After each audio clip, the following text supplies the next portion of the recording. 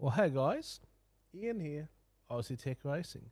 And just as I was about to start to record this video, this server maintenance has popped up for the 13th for hopefully a fix of the problem that everybody has been experiencing in Gran Turismo for the last 2 weeks. It's taken them 2 weeks to fix this one problem.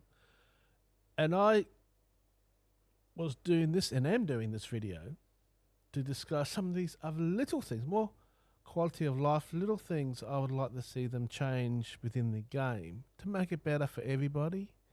So let's get to that. But yeah, it's great to see that we're finally, hopefully, going to get the loading bug, whatever you want to call it, fixed. It's only taken them over 2 weeks, which I think is disgusting.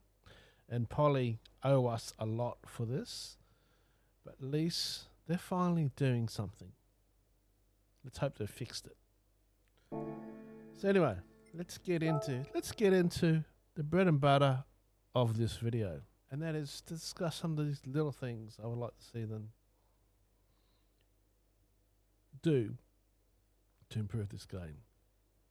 Number one thing I can't show you on the screen is the option when you're doing a VR race to somehow, even if it's in the middle where you can scroll through different, like your map and your weather and stuff like that, to add track position and stuff like that, because we don't, when you're in a race in VR, you don't know where your closest rivals are, how far the car behind you or in front of you is. So being able to add an extra option to having that in there would make things a lot better. So that's just a little thing I can't really show because I'm not going to go and turn the VR on just for that bit of it. But let's get into, say, sport. And most of this is directed at sport. Now, just say I'm going to go into a race. Okay, and I'm going to go and do it. GR3 race. I'll select one of the cars from my garage, and I'll select one that hasn't got the right tyre in it. So if I can't do the race because I'm on the wrong tyre. So we go over to here, and we have to well, in this case, I haven't even got soft tyres. So I would have to go and buy the soft tyres. That's fair enough. So now I've got soft tyres and hard tyres, so we can complete this race. And of course, then you go into your settings here, so you can choose what tyres you're going to be on. My problem here is when you do it this way, and you've come out completely, and you've gone back to the menu. You notice that I selected soft tyres, but if I go back in here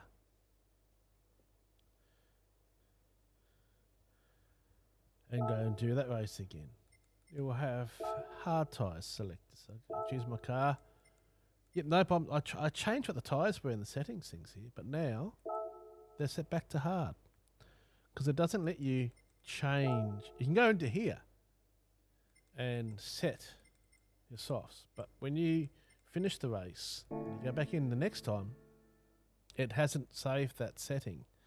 So if you want to make sure in that car, for instance, okay, I want to make sure that it saves the settings so I don't have to keep changing the tyres every time, because sometimes you've got a short amount of time to get into the race. So if you go into the garage and click on settings and then choose softs, it saves that. You know, now the car's set to soft tyres. So when I go into sport mode,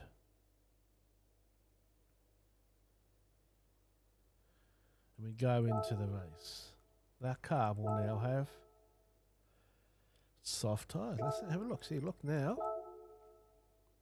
It has got soft tyres. But to make it easier for everyone, Polly, it's not that hard. GT Sport used to do this. But now in GT7, you're unique from this. You know, I go into the same setting here. This is the same page. I went back to the garage to change it to softs. I should, for instance, Now choose that on hards, and it should remember that I selected hards. It should have even an option there. Just same thing, save setup. It has an option here to edit settings sheet. Doesn't let you do that in the sport mode. It doesn't let you. So for instance, if I back out again completely, I've gone and done the race, and I go, I'm going to do that race again, but I've only got a couple minutes to get in. So you go, okay, yep, no problem. So we'll go back in. And you want to race in softs. I'm only using this hypothetical. I probably should have used race B as a better example, actually. But it is what it is here. I go back here again. And we go back in settings. It's gone back to softs again. Why, Polly, do I have to back all the way out, go into the gouge for every separate car? If I want to jump into different cars, I can't. I have to then go for that whole procedure all over again. It just seems, it's just a little quality thing. I know, it's just something small. But why is it so hard, Polly? It obviously is things too hard. It took you 2 weeks, over 2 weeks, to fix this problem that everyone's been experiencing in Gran Turismo. And I just think that is shocking alone. This is a simple little thing. This is just a simple little thing. And what you guys did, one of your amazing things you added to the game was, this is another thing, I'm going to go into a different race now. Let's go and grab the Mazda. Let's go and do a qualifying time trial, because I think it comes up there. So I'll do a qualifying time trial. And you added this amazing little thing called weather. But all it really, honestly, all this, obviously there's no weather this week, so you can't see it. It only shows you the last 60 seconds, and it takes so long to go from that to think by the time you get into the race, it's basically useless. It should just show you the current weather, and you can get an idea what's coming. This map is honestly useless. If it showed just the current time, none of this last 60 minutes, because that doesn't interest us. To show the current time and the weather pattern around us, and the wind direction to the track, leave it at that. That would make this weather map useful. Honestly, this was an option I don't think you really thought about. And the time that it takes, again, you only got 28 seconds when you get into a race before the race starts. By the time you can't get out of here, and then you go over the settings and you change your tyre settings to the wet tyres. It's just, I really can't see you guys thinking these simple little things through properly. It doesn't make sense to me why I have to, if I want to set my tyres, I have to go back to the garage, or I have to set, every time I go into the race, I have to then change the tyres because it won't let me in because I've got the wrong tyres on that car. Seriously, Polly. Yeah, I'm not going to go into other things. There's so many other things I could really nitpick about, go on about the penalty system.